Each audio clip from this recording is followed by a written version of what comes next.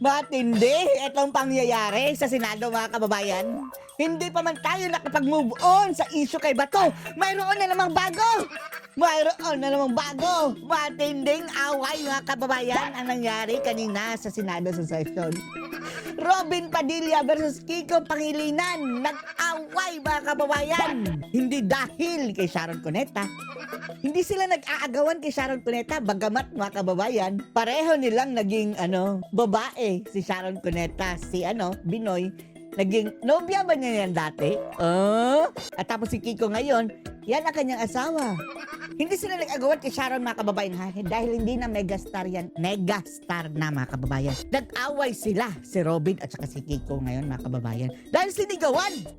Sinigawan ni Kiko Matsing Pangilinan, mga kababayan, si Robin Padilla. Ayun, hindi ito tinanggap lightly ni Robin. Nireklamo sa plenaryo si Kiko. At magsasampa ng ethics complaint, mga kababayan, si Robin Hood Padilla kay Kiko Matsing Pangilinan. At nung atma siyang kabayan ni Kiko, mga kababayan, dahil gusto makipag-ayos, hindi tinanggap ni Robin Hood. Panoorin niyo po, ha? I understand, Mr. We allow President. that. Ito yung umpisa, ha? Noong Pangulo, pinilabas yung warrant of arrest kagabi lang, tapos na tayo dito. I Yes, that's why understand. this. Na sinabi po na yung warrant of arrest ay tunay.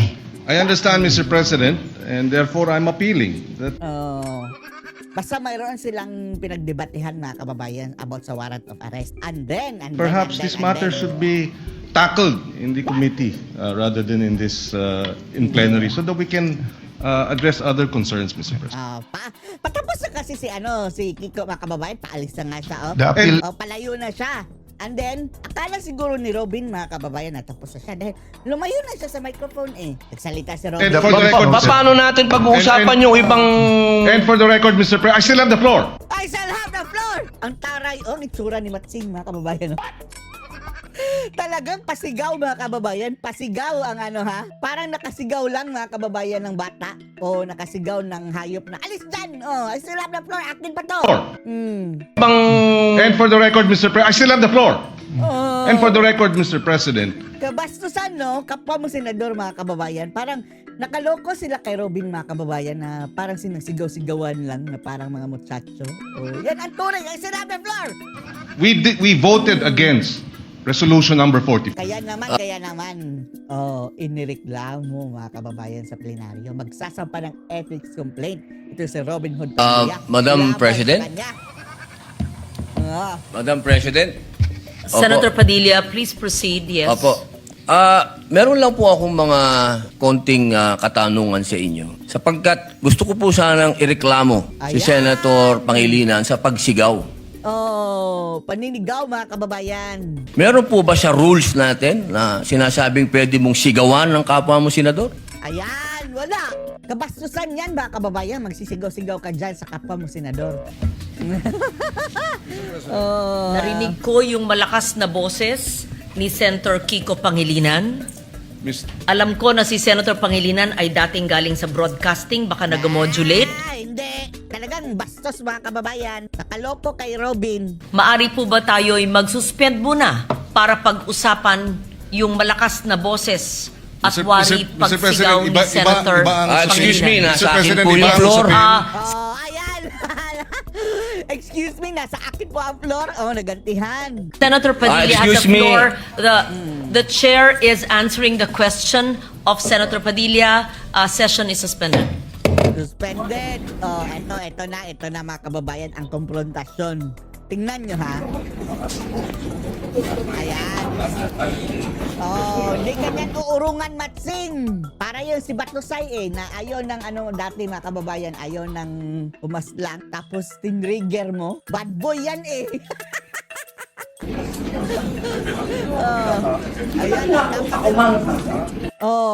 Tinakot na ako pag tatakutin mo?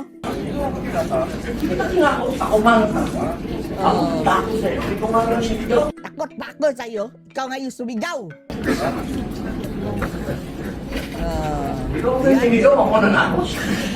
Ikaw yung sumigaw, tapos ako ang nananakot. Nagreklamo si Matsing, mga kababayan, nananakot daw si Siya nga ang sumigaw.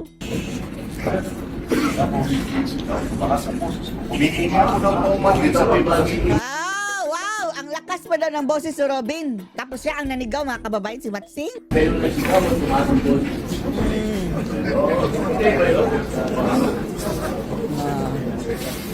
Ano pang sabi nila? Ayan, si Tuta, oh. Si Tuta. Oh, ito, oh. Akmang kamayan, mga kababayan. Gusto na makipag-ayos sa duwag si Matsing, mga kababayan. Tingnan niyo si Robin. Oh. Yan. Pinukaw mo ang pagiging bad boy eh. Oh. Isuntokin mo yan, Robin. Oh. Wag mo akong hawakan. Oh. Nagpumigla si Robin, oh. Oh, wag mo akong hawakan. Touchy-touchy ka, Matsing, ha? Oh. Si Jinglay, oh. Oh. Ayan. Don't touch me.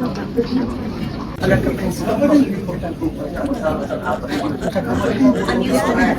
Kahadap ka ng katapat, Matsing, ha? Akala siguro mga kababayan na kayang maisi-isi itong kaya nga kapwa niya senador. Oh.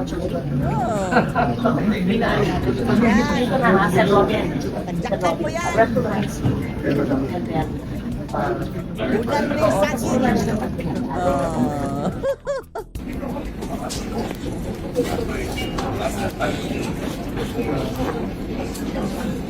Galit na galit talaga si Robin. Oh.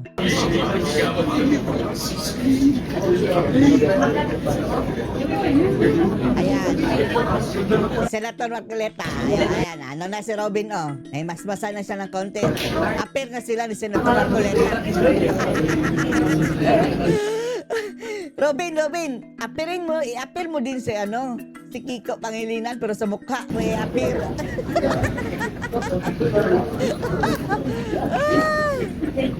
Oh, yan.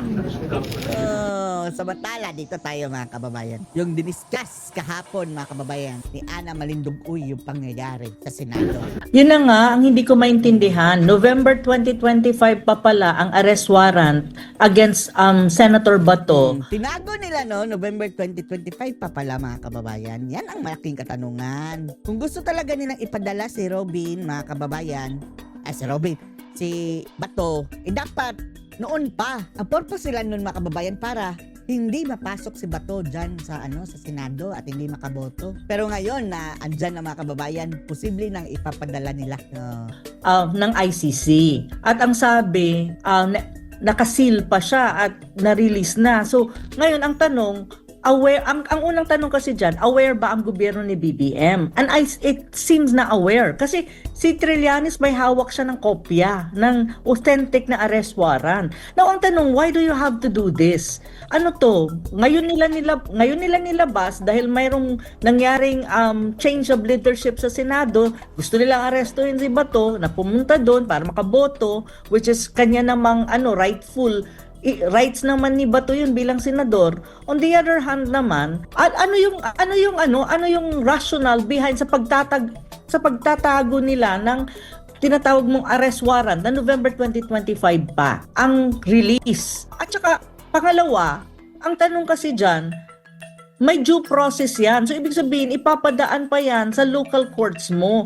At ang sinasabi ni John Vic na pag walang Interpol din na coordination and at the same time, walang arrest warrant na nanggagaling sa korte, local courts, hindi mo pwedeng i-implement ang tinatawag mong ICC warrant of arrest. Pero wala naman at the moment. So, bakit kailangan na magkagulo sa Senado at bakit kailangan gawing parang Strait of Hormuz ang Senado na may blockade different parts ng Senado, may blockade ka ng DNBI, andyan ang PNP mo, syempre ang mga supporters ni Bato nandun din, and the same time, ang supporters na going against Bato at pushing for ICC arrest is nandun din. So why do we have to have this kind of political instability in the country when in fact, idaan nila sa masusing proseso yung 2025 na issued na ICC arrest against Bato. Kung mayroon nga ba yung due process o wala. And at the same time, hindi ganito yung sitwasyon natin na ano ba to? Martial law ba ang Pilipinas na may blockade ka sa Senado at saka naka-lockdown ng Senado dahil sa gusto nilang arestuhan si Bato pero wala namang bearing pala at this time. Kahit kinonfirm ng ICC, walang bearing pa rin yan kasi wala ka namang arrest warrant from the local court, from a local court. And at the same time, walang sinasabi ang Interpol, sinasabi nga ni John Vic. So ano to? And this is under Marcos Jr. And at the same time, ang tanong ko rin, at tanong ng maraming Pilipino, why is it that it's Trillanes ang may hawak ng ICC arrest warrant? Ano ang role ni Trillanes? Official ba siyang ano ba yung kanyang official designation for him to even have this warrant of arrest ng ICC? Bakit siya yung may hawak? At in a way, bakit siyang sinusunod ng NBI? Or bakit parang synchronized na move ang NBI at sa moves ni Trillanes sa Senado? Parang kasi nandun sila kanina eh. So ano to? Yun yung malaking tanong. And at the same time, yung sinasabi namang ang issue talaga dito, is it an issue of bato? No, I don't think so. I think this is already an issue of the sovereignty of the country and interdependence. Kasi kapag ang mga sinasabi din na kailangan protektahan ng Senado, protektahan si Bato bilang isang senador, kasi hindi na yan issue ni Bato, issue yan ng Pilipinas. Hanggang saan ba nagtatapos ang tinatawag mong clout ng ICC sa isang bansa tulad ng Pilipinas? Kasi technically, we're not part anymore of the Rome Statute. So ibig sabihin, jurisdiction-wise, walang jurisdiction ang ICC sa Pilipinas na. So ano ang nangyayaring ito? Bakit alam mo yung ang gulo-gulo, tapos yung ICC warrant of arrest naman pala, wala pang bearing yan at this time, domestically speaking. Kasi wala kang ang basihan, kasi wala ka namang local courts issuing a warrant of arrest against Bato. So, bakit kailangan magtago ni Bato in the very first place? Yun din ang tanong ko, why is it that Senator Bato has to go? Well, naiintindihan ko si Senator Bato, hindi ko siya sinisisi, pero ang sinasabi ko lang, bakit kailangan umabot si Senator Bato sa punto na kailangan niya magtago at tumakbo at maging sugatan para lang makarating sa Senado, na kung saan it's his right as a senator to attend session in the Senate, because that is part of his responsibility. He was voted by the Filipino people to be in the Senate. So ito yung mga usapin na ang gulo na makikita mong tinatanong ng mga Pilipino, and even I, naguguluhan ako na bakit tayo aabot sa ganito na sitwasyon sa Pilipinas. At alam mo, ang isang danger dyan sa nangyayaring lockdown sa Senado, at the same time, yung mga blockade ng NBI at saka PNP, at syempre ang gulo ng Senado. Alam mo, ang Senado na yan, ang sitwasyon ng Senado, naaalala ko, ang nangyari sa Davao, sa KOJC. It's exactly similar at the moment. Ang tanong ko lang, why it has to happen this way? Kasi to be very frank, magkakaroon ka dyan ng constitutional, tawag nito constitutional issue, crisis. Kasi magkakaroon ka talaga, kasi executive as against the legislative yan eh. Kasi PNP, NBI is under the executive branch. It's under BBM branch. Ang Senado is under legislative yan eh. So magkakaroon ka ng constitutional crisis dyan eh. So ang tinatanong ko, asan si BBM? Anong ginagawa ni BBM para iayusin ang gulong ito? Kasi at the end of the day, he's the president. Nagkakagulo ang Pilipinas dahil lang sa hindi maayos na proseso at walang due process at ang mga nangyayari against Senator Bato. So ito yung problema ngayon. So ako, parang sa akin, ang impression ko, looking at the country at the moment from afar, parang ang gulo. Bakit kailangan umabot tayo sa ganitong sitwasyon? Na this is not good for the country. As in, ang ekonomiya natin, nakita ko kanina, bumagsak na naman ang investment sa Pilipinas, foreign investment, roughly around 35%. With this political instability, it would go down further. So, sabi ko, ano ba ang nangyayari sa Marcos administration? Asan si Marcos Jr.? Presidente siya, dapat ayusin niya to at iwasan niya magkaroon ng constitutional crisis between the executive and the legislative branch. Hawak niya ang NBI at ang PNP under his command yan executive yan So yun yung nakakainis. Medyo naiirita lang ako ng konti kasi kanina pa ako nagmo-monitor ng mga nangyayari sa ating bayan. Kaya medyo hype ako ng konti. Opo.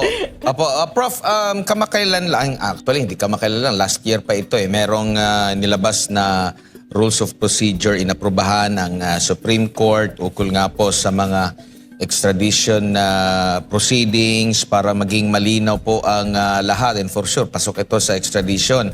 Yung nangyari dito kay Senador Bato at kay dating Pangulong Rodrigo Duterte. Pero sa nakikita nyo po, parang walang plano ba itong gobyerno na ito, yung authorities natin na sumunod dito? Kasi may mga information tayo mga natatanggap, no? Though i-verify pa natin ito. Kasi nakipag-ugnayan, halimbawa, kanina alas 7 pa, nakipag-ugnayan na raw yung NBI NCR, no? Na merong implement na arrest order laban dito nga kay Senador Senador Bato de la Rosa, no? And dapat maipakita, no? Yun yung parang hiling no? Kung maipresenta ito sa Senate President, which is during that time si SP Tito Soto. And about 2 p.m. Ipinakita ang arrest warrant kay Tito Sen, pero yung mga kopya ay hindi pinahintulutan na ma-distribute. Parang sinisekreto pa rin po nila, no? So nakikita nyo ba na wala talagang planong sumunod doon sa itinakda ng Supreme Court? Ito pong ating authorities ngayon sa executive. Ang tingin ko kasi persahan to. I'll be very blunt and very frank and very straightforward about this. I'm sorry for other people if you don't want to hear what I have to say. Pero ang totoo dyan kasi, ang basa ko talaga dyan, persahan yan. It has nothing to do with extradition. It will never have something to do with sa sinasabi ng Supreme Court or nilabas ng Supreme Court ng rules of procedure when you talk about this kind of things na may extradition, may mga rules na procedure, walang ganon. Pipersahan yan, ano yan, ang tawag dyan is, ang tawag yung brasuhan ang mangyayari dyan. I am not kidding. Kasi, una, bakit, ang hindi ko rin naman maintindihan kay Tito Soto, I mean, with all due respect as a senator, kung alam mo pala may arrest warrant at may rules pala kayo sa Senado, bakit kailangan itago? Ano ito, hide and seek? Hindi naman kasi kung official ang arrest warrant mo at saka authentic yan, and I think as the former Senate President or the Senate President at that time, tinakil niya yan in a way na professional. Hindi kailangan itago ang mga bagay-bagay para alam ng mga tao may transparency ka sa mangyayari. Pero ang nangyari ata dyan, based dun sa tinitignan ko mga reports, is sabi ni Alan Peter Cayetano, ng current bagong Senate President, is pinayagan ni Soto na makapasok yung NBI, Trillanes, at nakita niya ang warrant of arrest. Even that is already a question because within the premises of the Senate, the senator, especially is in session, may immunity. So isa pang question yan on the part of Soto. Why would you allow or why is it happened? Pangalawa, if as the Senate President, iproseso mo yung mga bagay-bagay. Bakit kailangan magtaguan tayo ng warrant of arrest at hindi mo isabihin sa mga kasama mo na, oy, sandali, mayroong nangyayari pala dito, may nakita kong warrant of arrest against one of our colleagues and blah, blah, blah. Walang ganun Ano, hindi ko rin maintindihan kay Soto. What is the reason behind? What's the rationale? Bakit kailangan magtaguan-taguan kayo ng mga ganyang dokumento?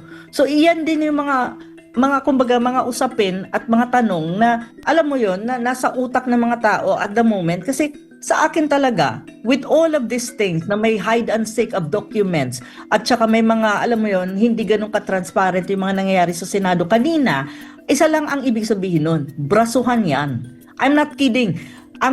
This is some kind of a repeat of KOJC in Davao City 2.0 ang mangyayari dyan. Kapag hindi humupa at hindi nagpasya ang executive level na tantanan na nila yung Senado, wag nang maglagay dyan ng blockade ng mga forces ng PNP at ang NBI or other security forces at idaan yan sa legal na proseso. Pero ang tingin ko, puwersahan yan. Look, instead of magbawas sila ng tao, I think may redeployment pa ng mas maraming troops, mga police, and I don't think it would only be police. In a matter of time, kapag pinipersa or persahan ang strategy ng executive ng party executive is under BBM, hindi lang yan mauuwi sa ganyan. Tingin ko dyan, magdi-deploy pa yan ng more security forces na other than the PNP. I don't know if the AFP will be deployed because Opo. AFP supposed to be, hindi naman dapat, PNP dapat yan kasi ang AFP is more external forces. Iba yung role ng AFP ng ating mga kasundaluhan, pero we don't know. Kasi ang sinasabi ko nga, parang prelude siya dun sa tinatawag mong KOJC siege 2.0 sa Davao. Ito yun eh. Natatawa nga ako kanina nung nagkikwentuhan kami ng mga foreign friends ko na parang, sabi ko parang may Strait of Hormuz 2.0 kami sa Pilipinas kasi may mga blockade sa Senado. Imagine, sabi ko, naka-lockdown ang Senado. Goodness.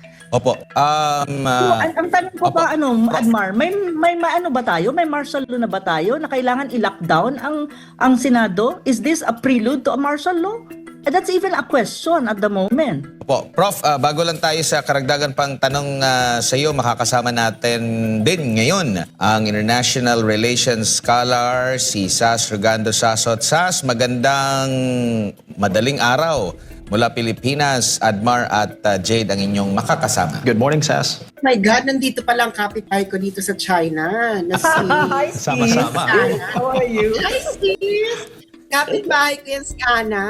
Oo nga po. Yes, of course. Yeah. Opo. Well, by kapitbahay, I don't mean nakatabi ko lang. No? Alam mo naman dito sa China, everything is accessible within 15 minutes. So, Yeah. kapitbahay ko siya within 15 minutes. Opo. Sas, ano bang take mo dito sa maraming ganap at mainit na Lunes dito sa Pilipinas, lalo na doon sa Senado na tila natabunan yung issue ng impeachment doon sa Kamara, Sas? Well, kasalanan talaga to ng SMNI. Charot. See. Ikaw talaga. Hindi, para malighten naman natin ang ating Oo nga, ang bigat eh. Tama ka dyan, sis. Yes, masyadong test. Well, una-una, ano bang masisay ko dito? Ang masisay ko dito is gusto nilang hindi maka-attend si Senator Bato de la Rosa because ang nakikita nila is siguro nakakuha na ng 12. Okay? May 12 na pwedeng ma-unseat si Senator Tito Soto. However, sa rules kasi ng Senado, kailangan kasi is simple majority. So it has to be 50% plus 1 of all members of the Senate. Okay. And that is actually 13. Okay? Para matanggal yung, para makapag-elect ka ng official. Now, I think etong ginawa nila ngayon na talagang sinugod na talagang kasi kung gusto mo talagang arestuhin lang. You can let Bato attend the Senate and then after the Senate session, you can arrest him afterwards if it's just really your goal to arrest. Pero if your goal is for him not to be able to attend and for him not to be able to cast his vote, then that is a different issue. You are now using the arrest warrant na hindi naman ito valid sa Pilipinas because it has not been evaluated by our local courts. Ginagamit mo siya as political tool. So that is the problem and I hope the Senate would actually investigate this and get to the bottom of this kasi this is not acceptable. Okay. Now, yung sinasabi nilang yun talagang gusto nilang gawin, no? Wag siyang makaboto. That is all there is to it. Arrest ng ICC. How come Secretary Remulla is saying that the the warrant that Trillanes has is not actionable. So now you have two different stories and two different actions from the same executive department. Ano ba? Ito kasi si Ana, kasalanan to ni Ana eh. Oo, ang gulo-gulo nila. Dapat nagtanong ka sa akin kung anong gagawin, di ba sis? Kakaloka yun. Loka? The DILG says that the warrant is not actionable. Now you have an NBI who thinks na it is actionable. But the NBI doesn't have the warrant. Wala nga eh. The warrant is with Trillanes. So now you have something really, really fishy going on here. No, there is a active collusion between the forces that Trillanes belongs to and the executive department. How else could you interpret this? Siguro ang willing participant lang ay NBI. Because alam mo naman ng NBI ngayon, no? Ano na ngayon sila, bida-bida. Executive din naman siya talaga. Executive din siya. So siguro yan lang ang willing participant. Bakit hindi PNP yung nandun? Ngayon, nagdi-deploy na sila sis ng mga PNP na nag-ano na sila, na may deployment na rin ng PNP. Oh, bahala. Siguro yan ang panakot nila kay Bato, no? O wag kang a-attend, ha? Kasi pag umattend ka, arestuhin ka namin. Si Bato, Please imagine mo, may hide and seek sila ng documents. Sabi ko, ang kagaguhan, mag-hide and seek sila ng documents. Ngayon, hindi pa yun enforceable. Kasi kailangan nilang dumaan ng local courts. And I hope that hindi na papayag yung nangyari nung panahon kay PRRD. Kasi yung kay PRRD kasi, I think lahat ay nagulantang. And grabe kasi yung kanilang ginawa noon. Pagkababa ng airport, dinala kagad sa Villamor Air Base. And then from there, sa pilitan na nilang pinapapasok ng eroplano. Which is wrong. Kasi persahan eh. persahan, ibig sabihin, ang hindi po pwede yon kasi kailangan siyang i-contest kailangan pa siyang tingnan ng local courts. Susuriin pa yan. Ano ba to? Enforceable ba to yung warrant? Ang sabi ko nga, yung mga Pilipino, kung sa tingin ninyo na ang foreign warrant of arrest ay hindi na kailangan dumaan sa korte ng Pilipinas, isarado nyo na yung Pilipinas. Isarado nila yung judicial system natin. Diba? Judicial system, ganun lang pala yan eh. Diba? Ganun lang pala ang proseso eh. Bypass nila ang judicial system actually. That's the thing. So si Trillanes na lang pala ang magde-decide. Hindi, siya yung judicial system ng Pilipinas, si Trillanes. Imagine mo, Opinion na lang, sasabihin mo, hindi kasi according to Republic ganyan, enforceable siya. Kailangan mo pa siya isettle pa rin sa court because walang nakalagay sa kung ano yung Republic Act na yan, that the arrest warrant is actually enforceable. Walang nakalagay. If the law is silent, you cannot say na merong batas. You cannot creatively interpret a law to favor you. Kung silent ang batas, ambiguous, then the only institution in the Philippines that can resolve that ambiguity is our court system. That is the job of the judiciary, to interpret the law. Kaso, meron na ata tayo interpret the law, di ba? It is the court's job to interpret the law. Now, kung ang interpretation lang pala ng batas, kung kay Trillanes lang, okay na, o di ba gawin natin yung constitution, lagyan na natin ng pang-apat na branch of government, Trillanes branch of government, which can interpret law without judicial process. Ang problema pa doon, sis, is ganito. Ano ba ang designation ni Trillanes? He is not even part of government. He's just a private citizen as far as we are concerned. Unless na lang may lihim at may secret na designation siya na hindi pinopronounce at sinasabi ng BBM government. Wala naman. Ewan ko na lang kung meron. So yun pa isang malaking question. Why in the hell Trillanes has this ICC warrant and flashing it inside the Senate? In the very first place, ano ang role mo? Sa anong designation mo? Ano yung official authority mo? To even, yun, malaking question din yun eh. Hindi ko sabi ko, oh, wow, may ganito na pala sa Pilipinas. Someone like Trillanes can actually have documents like ICC warrant of arrest without even official designation or official authority. Ang tanong, saan nanggagaling ang audacity ni Trillanes to even have those documents? Sinong nagbigay sa kanya? That's even the bigger question. Opo. So sabi ko, my God. Yes, may tanong sila. Opo, Okay. Sas and Tayong dalawa Prof. nag-usap eh. Opo.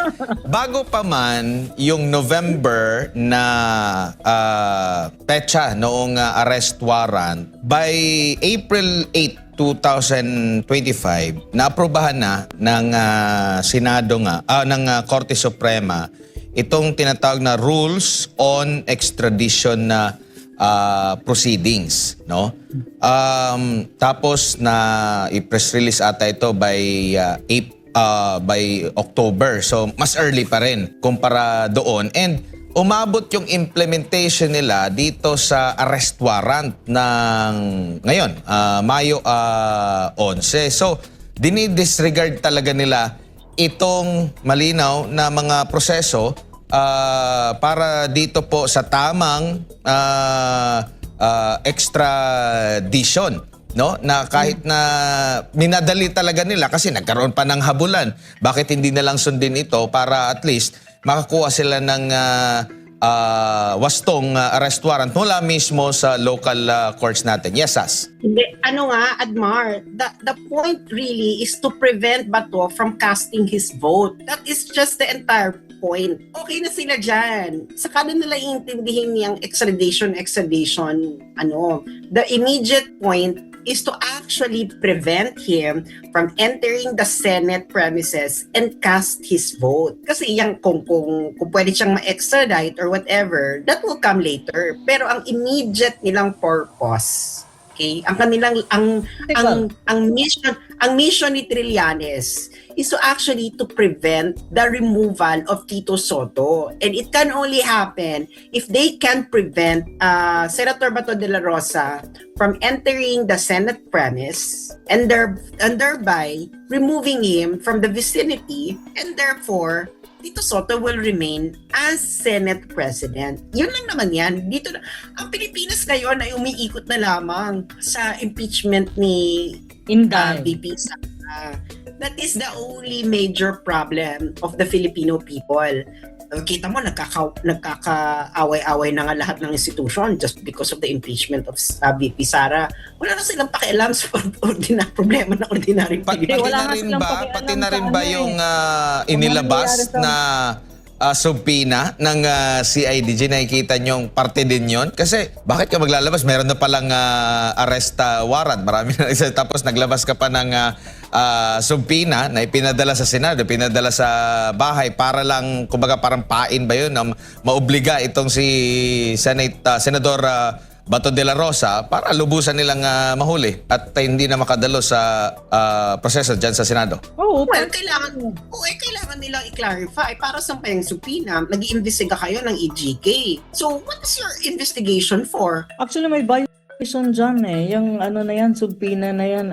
Mayroon nga akong kausap kanina na international lawyer. Ang sinasabi nga niya, hinahanap ko yung exact na contention about dyan sa subpoena. Kasi nga sinasabi nila may violation daw. Kung may investigation ng EJK tas may ICC ka pa, kumpul-kumpul na or parang ano na siya, tawag nito?